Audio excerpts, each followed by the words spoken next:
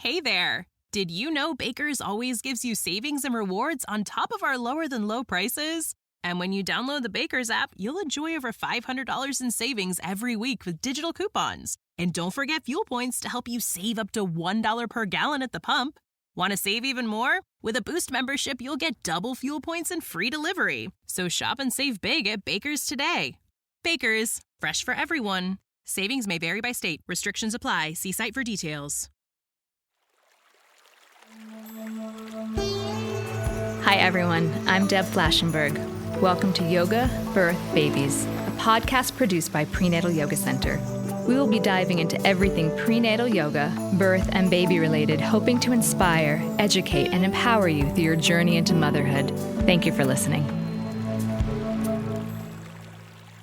Hi, I'm Deb Flashenberg, and I'm your host of Yoga Birth Babies, and today we have such a fun podcast. So if you have been struggling to think about what to name your baby, this is the podcast for you. So I have Sophie Kihm. She is a baby name expert, consultant, and Nameberry's editor-in-chief. She has advised celebrities and other parents about choosing baby names since 2015 and has been featured widely in the media, quoted in the Washington Post, People, and more. And she is so interesting when we're talking about how to choose baby names. So Nameberry, which I hope you check out, has this whole DNA baby naming quiz, and you can figure out what category you fall into. And Sophie talks all about that. Surprise, surprise, I fell into the bohemian name. Not a surprise with my kids named Shay and Sage. But I think you're going to get a lot out of it. We talk about buyer's remorse. What if you decide later you don't like your child's name? So it's a fun conversation, and I think you're going to get a lot out of it. All right, now before we get to that, just a little update of what's happening at the studio. So we're still moving forward with 7 days a week. We offer online prenatal yoga classes and re-releases. So if you can't make the morning class, because we are at Eastern Standard Time, you can get a release of that class later in the day and watch it on your schedule. We also have on-demand workshops. So again, we have a whole library of that, and we continue to add to that. So you can check out all our workshops on demand. And of course, in studio. So if you're in the area and you want to take one of our prenatal or postnatal or baby and me or new parent support group, we've got all that happening in our very lively community on the Upper West Side in New York. You can check all that out on our website at prenatalyogacenter.com. Then the last thing I want to bring up is we've got some more teacher trainings coming up. So we're about to start our April in-studio teacher training. And then once a year, I do an online postnatal teacher training. So that is going to be at the end of May. I only do it once a year. So if you feel confident teaching your pregnant students, but not so hot about how to focus on the postpartum, we have a whole weekend training for that. It's online, so you can take it wherever you are. And then we'll start up again in person in September, October for prenatal. And then we'll go online for the winter and late fall months when there can be problems traveling. So check this out if you want to study together. It's one of my favorite things is supporting new teachers, so you can check all that out. All right, so that is enough of me. I just want to thank you for listening and enjoy the conversation with Sophie. Hey there! Did you know Baker's always gives you savings and rewards on top of our lower-than-low prices? And when you download the Baker's app, you'll enjoy over $500 in savings every week with digital coupons. And don't forget fuel points to help you save up to $1 per gallon at the pump. Want to save even more? With a Boost membership, you'll get double fuel points and free delivery. So shop and save big at Baker's today. Baker's, fresh for everyone. Savings may vary by state. Restrictions apply. See site for details. Hi, Sophie. How are you? I'm good. How are you? I'm doing great. I am really excited. I have never had this topic on the podcast before. Baby names and how to come up with them. It is so fascinating. I took such a deep dive into your website, so I am so looking forward to hearing what you have to say. And I'm sure the community is as well. But I guess before we get into that, I'd love to learn a little bit about you and how you got into the baby naming biz. So my name is Sophie. I am the editor-in-chief of Nameberry, and this all started a really long time ago for me. I was 11 years old and I became really interested in this world of pregnancy and parenting. And when I was that age, blogs were a really big thing. And so I was always online reading about kids and parenting and babies, and names just felt like a better outlet for all of that energy. Everyone has a name, so I could relate to it maybe more than some of the parenting stuff. And I also liked that I could look at it from so many different angles, right? It can be kind of academic. The history, sociology, statistics of names, psychology, all of that plays into names and trends and why each and every one of us are given our particular name. And you're also a therapist, am I correct? I am, yeah. So I do perinatal therapy. So I work with pregnant people and new parents and talk a lot about maternal mental health and just that transition after having a baby, which is, really hard for anyone. Right. And I'm excited because I'm going to ask you a little bit about putting that therapist hat on when there might be conflict. But let's go into what is Nameberry. When I was telling my friend about it, I'm like, it's like Pinkberry, but it's Nameberry. Yes. I mean, Nameberry is the world's largest website about names. So we have all the resources that you would ever need, whether you're looking for a name for a child, a name for a pet, a name for yourself. We have it all. So we have lists, we write articles, we do consulting. So we help people one-on-one. We have a huge database with over 70,000 names. Wow. And recently we launched our new name generator called Baby Name DNA, which is a pretty revolutionary tool. All right. So I started to look around that in the different categories. So let's talk about that because I wasn't going to take I didn't take the whole test. I kind of wanted to, but I'm like, I have kids. We've got their names. So tell me a little bit about the baby DNA quiz. Yes. So Baby Name DNA is one of a kind as a tool. It analyzes your name style and then matches you with names that fit your DNA, which is, all names kind of fit a certain style, and your DNA is a blend of all of these different categories and facets of names. So basically, you take this quiz and it asks you questions about, your style and maybe types of names you would prefer, some personality questions, and then it gives you just a bunch of names to check yes or no. And somehow, people are always really impressed. It really lands on your style of names and then will suggest names to you based on your answers to the previous quiz. It's kind of mysterious. I don't really know exactly how it works, but I can confirm that it has me pegged. And there are different DNA types. Can you explain to our listeners how, because I immediately, as I went through it, I'm like, oh, this one is clearly me. So, and for listeners, you can guess, I fell into the bohemian type. Surprise. So can you tell me a little bit about the different DNA types and a little bit of the characteristics of the different ones? Yeah. So there are 8 different name types. So a name can only be one type, but your personal baby name DNA is a blend. So typically you'll have a dominant type. So yours is bohemian. I'm personally romantic, but I have a strong bohemian representation in there too. And so the first one is leader, and leader names, they're widely accepted, very well liked. They're somewhat formal. So think Elizabeth and William, these very classic, weighty names. We have charmer, which are appealing names. They're pretty popular and they're very warm and friendly. So names like Jack and Ellie, they still are somewhat traditional, but they're a little less formal than the leader names. Star names feel like they could be celebrity baby names. They're very attention grabbing. So names maybe like Bellamy or Winter would be star names. Okay. Influencer names are modern choices, and they rise up the ranks very fast. So they go from unique to popular in no time. Names that have done this would be maybe Luna and Sawyer. Romantic names are rooted in tradition, and they tend to be maybe a little longer or have this romantic appeal.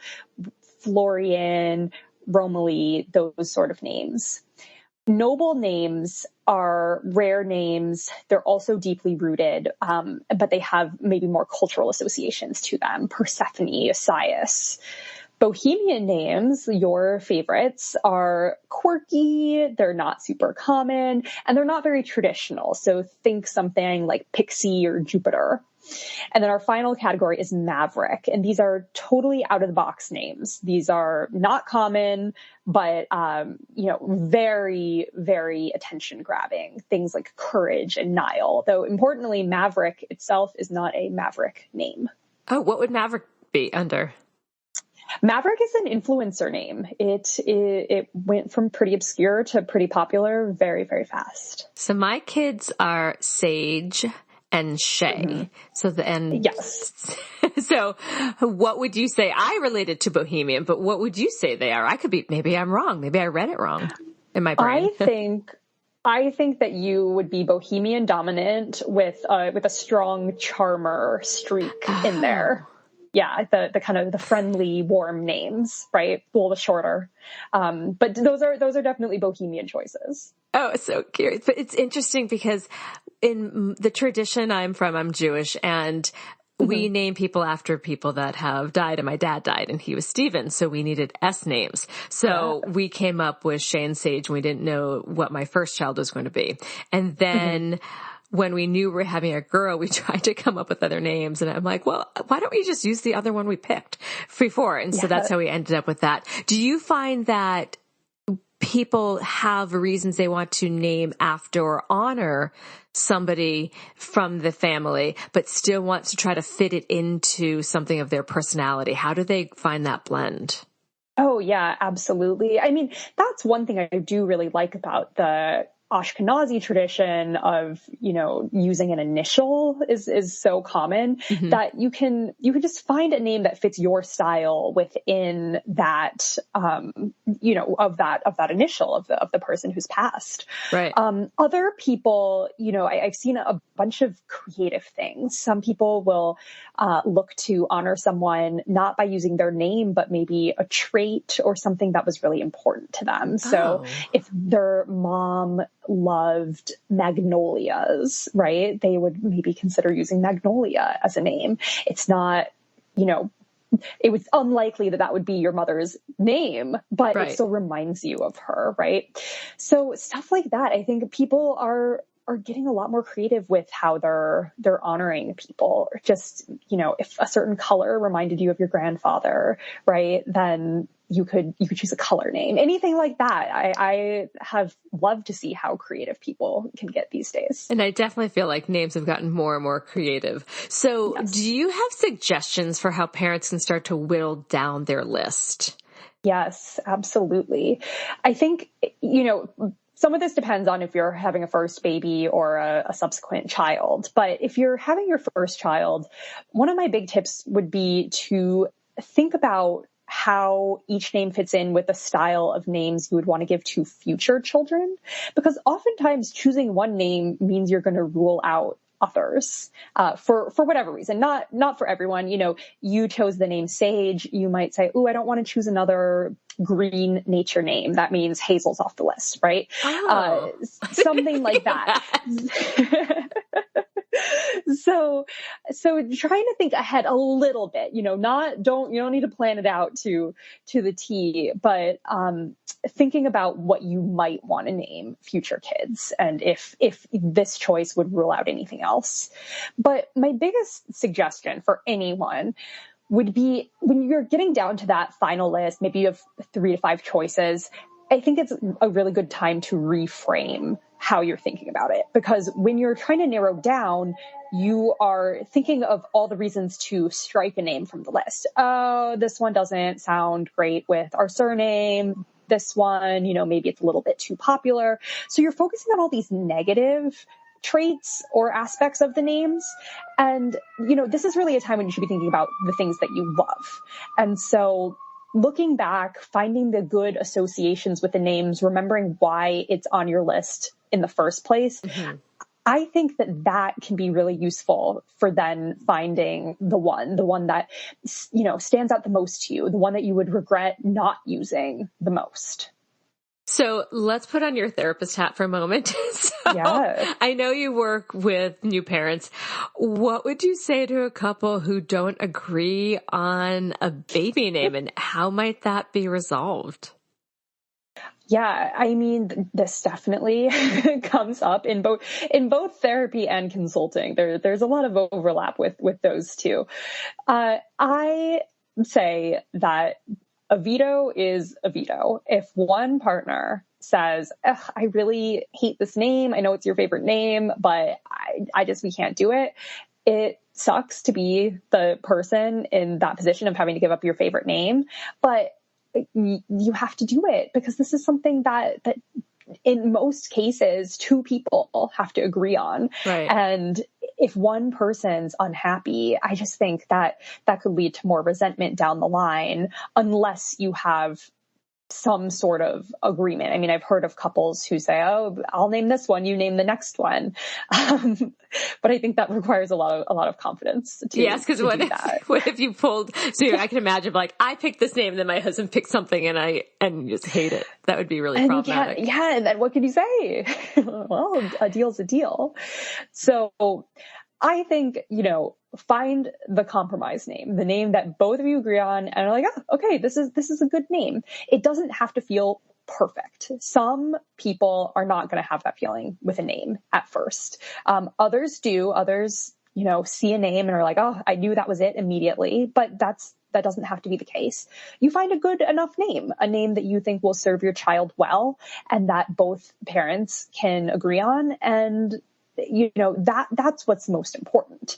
You most likely are going to feel like your child fits their name. Kids tend to grow into their names.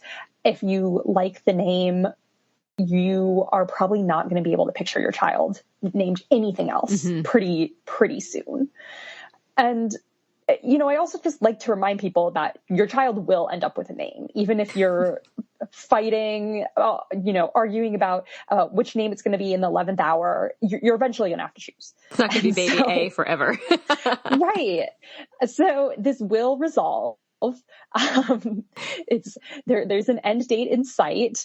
And just do your best to come up with the best name. But I do think both parents should agree. It just reminds me, I might be dating myself a little bit, but there was an episode of Sex and the City where Charlotte had this name picked out, and they had a whole box with the baby's name on it, and then someone else chose the name for their child. Yeah. So I know I might be dating myself a little there. No, I love Sex and the City. All right. So this next question actually happened with one of my friends. So what if someone has buyer's remorse about their name for their child? So my friend, I'm not going to say the names because I know some of my friends listen to this. Her child was like 3, and she said, so we're thinking of changing blank's name. And I'm like, to what? Mm-hmm. And she had like a totally different name. So what would you say to someone that, they didn't end up doing it, but okay. What would you say about that person that had buyer's remorse? And then what are your thoughts on changing a baby's name? Like, when can they do that it's not going to be too weird? Yeah. So I actually deal with this a lot. I would say about half of my consulting clients come to me about changing a child's name. I think I'm well suited to this with my therapy background. And I think it's totally fine to change a baby's name. There is an age limit. Like I would say, yes. Like my friend's her child was 3, like he knew his name, and it wasn't just like a name like, I don't know, like Alexander, you're calling him Alex. Like it was a very like completely different name.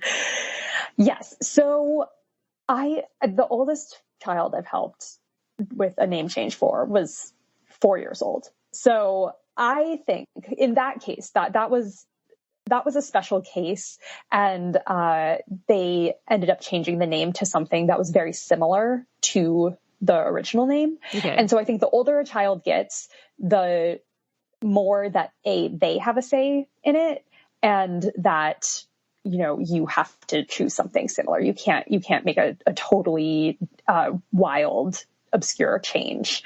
Whereas, you know, when they're a baby, that's fine. They, you know, if a kid is in school, then it becomes hard to change, and they, you know, are very tied to their name and their identity. So with a name change, earlier is always better, but it, you know, there are some times in the preschool years where it can be appropriate, but I think that's a case by case basis. That's so interesting. I was going to think I really thought you were going to be like, no, that doesn't happen so often. So it does happen. It sounds like that people are second guessing. Interesting. All right. We're going to take a quick break, and when we come back, I want to start talking about how we've seen names change over time. Okay. We'll be right back. Hey there. Did you know Baker's always gives you savings and rewards on top of our lower than low prices? And when you download the Baker's app, you'll enjoy over $500 in savings every week with digital coupons. And don't forget fuel points to help you save up to $1 per gallon at the pump. Want to save even more? With a Boost membership, you'll get double fuel points and free delivery. So shop and save big at Baker's today.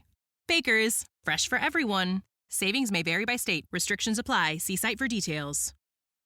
Hey there. Did you know Baker's always gives you savings and rewards on top of our lower than low prices? And when you download the Baker's app, you'll enjoy over $500 in savings every week with digital coupons. And don't forget fuel points to help you save up to $1 per gallon at the pump. Want to save even more? With a Boost membership, you'll get double fuel points and free delivery. So shop and save big at Baker's today. Baker's, fresh for everyone. Savings may vary by state. Restrictions apply. See site for details. All right, so we're back. And what I was thinking about, there's definitely certain names from, like, I think of like grandparent names, and how they kind of have shifted back. And then I think like in the 70s and 80s were like a lot of Jennifers. And then in my son, who's 11, his second grade class had 4 Rileys of both genders. Like, so what do you think about how names have changed historically based on when we were born? And as I mentioned, like for a while, I thought like the Henrys and the Sophies and the Harrys were like all my uncles and grandparents, and now they're back. So I'd love to hear your thoughts on historical time names and trends. Yeah, absolutely. Well, this is my favorite party trick that I can tell someone's age roughly based on their name, because names say a lot about the time that we were born. You know, given trends, there are certain things that play into that. I am an older Sophie, but, you know, probably not among people that you know. You probably know some older ones compared to little babies. But what we say in baby names is that there's a 100-year rule. So names that were popular among our great grandparents' generation, when that generation is mostly gone, start to sound fresh again. So you're right that now parents are like, ooh, Henry, that's such a good name, right? Because a lot of the older Henrys just aren't here anymore. Right. And so the names that we associate with our parents' generation, those are normally the names that we really cannot imagine ever giving a child, right? Yeah. So it's all about timing and freshness, but I love to see these older names come back around. I think it adds a lot to name diversity. You know, we see people using these vintage names as well as new names. And it's also a great way to honor someone from your family if it is a family name. Do you think we're going to see in like 50 years a lot of Rachels and Jennifers come back? You know, it's possible. I will say the names that tend to come back are not the ones that are on the top of the list. Those might take a little bit longer. So we'll see about the Jennifers. Rachel, I do think, that one will definitely come back. I look forward to win both of those names come back. I think it'll be fun and kind of wild to see that happen. Yeah, Jennifer was a hugely popular name when I was growing up. And now Yes. I don't think I'm thinking of like my daughter's class or my son's class. Like I can't think of a single one. And they all have really unique names. So let's talk a little bit about some names that have fallen out of trend, and then what are some of the more popular names? So what has kind of lost its spot? What's fallen out of trend?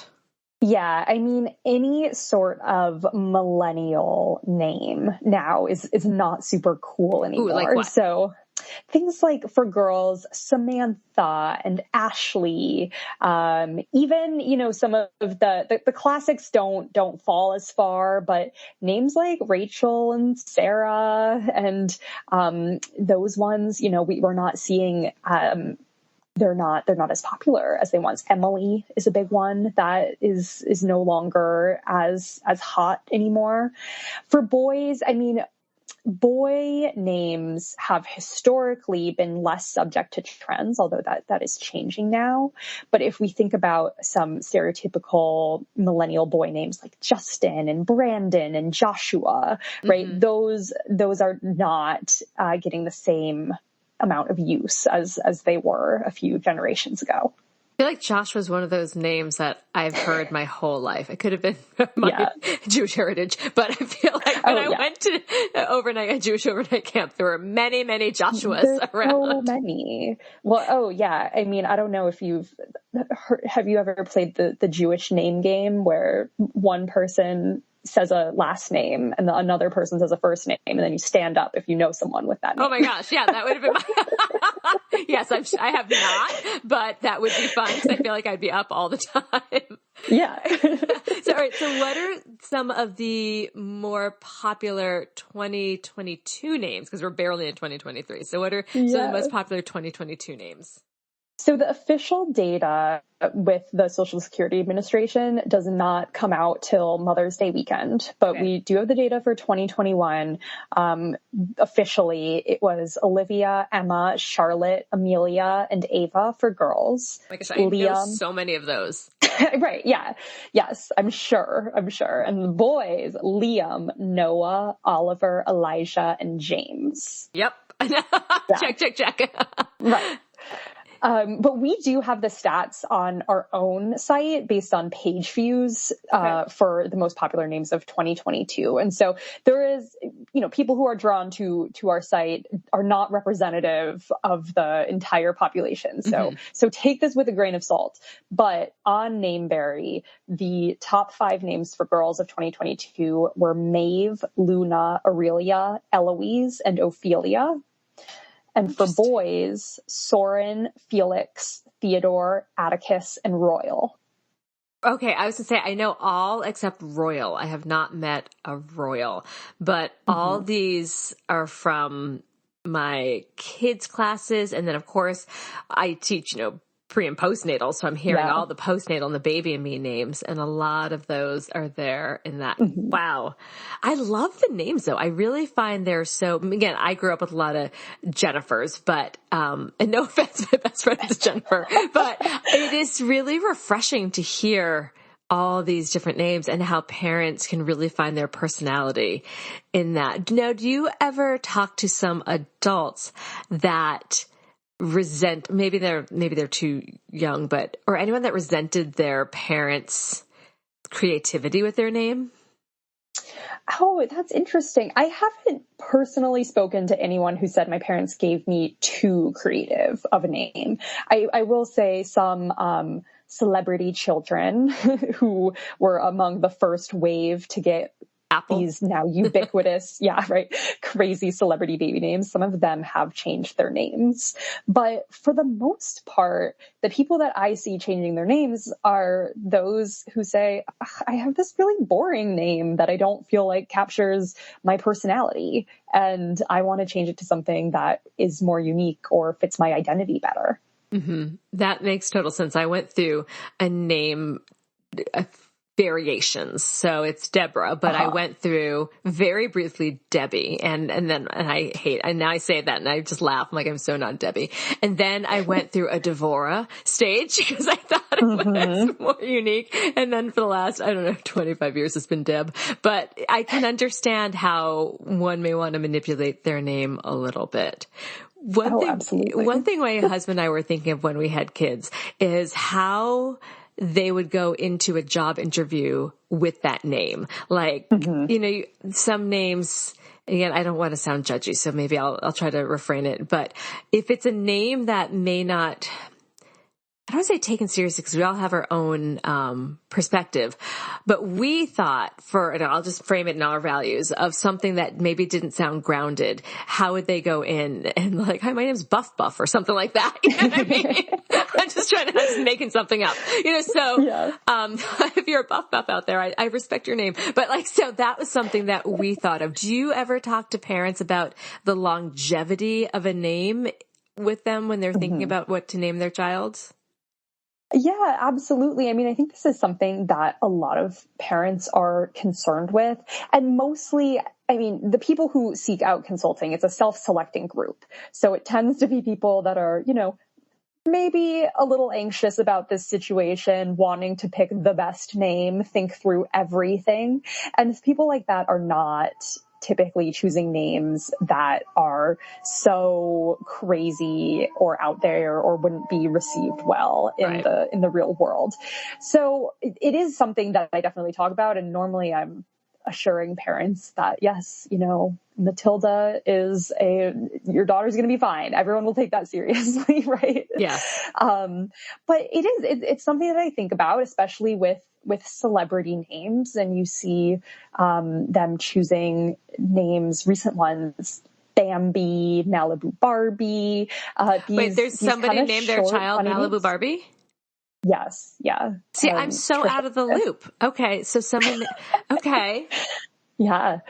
So I think, that society is going to catch up with them, that children just have such unique names now. The percentage of children who are given the top names decreases every single year. So the name pool is expanding, getting more and more diverse. And that, for most names, of course, it's a bell curve. There are ones on the outskirts, but for most names, they're going to be fine. And people in the future reading job applications are going to be like, oh yeah, maybe your parents were more creative, or that's an interesting name. But I bet most people are going to be taken seriously. Bambi, I'll be honest, I don't love it, but I think she'll end up fine. All right. This has been so much fun. All right. We're going to take one more break. And when we come back, what is one final tip or piece of advice you'd like to offer new and expectant parents? We'll be right back. Hey there. Did you know Baker's always gives you savings and rewards on top of our lower than low prices? And when you download the Baker's app, you'll enjoy over $500 in savings every week with digital coupons. And don't forget fuel points to help you save up to $1 per gallon at the pump. Want to save even more? With a Boost membership, you'll get double fuel points and free delivery. So shop and save big at Baker's today. Baker's, fresh for everyone. Savings may vary by state. Restrictions apply. See site for details. Okay. So, and you can put on any hat you like. You can put on your Nameberry hat. You can put on your therapist hat. You work in the perinatal world. So what is one final tip or piece of advice you'd like to offer new and expectant parents? So when you are naming your child, I think the best thing that you can do is think about your own name. What do you like about your name? What do you dislike about your name? That is going to give you the biggest clues into how your child might think about their name. So if you're someone who would love to be named Bambi, Your child is probably more likely to feel that way than someone else's child. And then, that might not be a bad choice for you.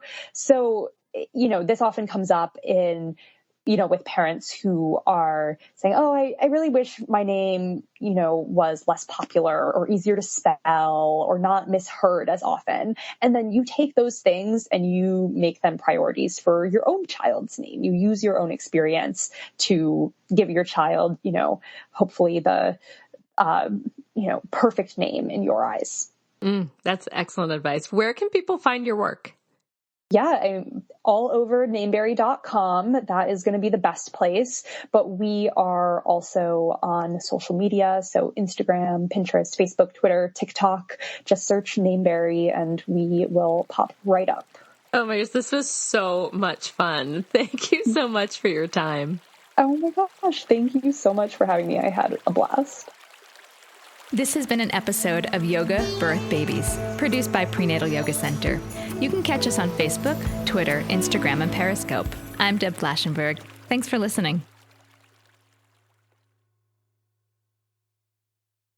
Hey there! Did you know Baker's always gives you savings and rewards on top of our lower than low prices? And when you download the Baker's app, you'll enjoy over $500 in savings every week with digital coupons. And don't forget fuel points to help you save up to $1 per gallon at the pump.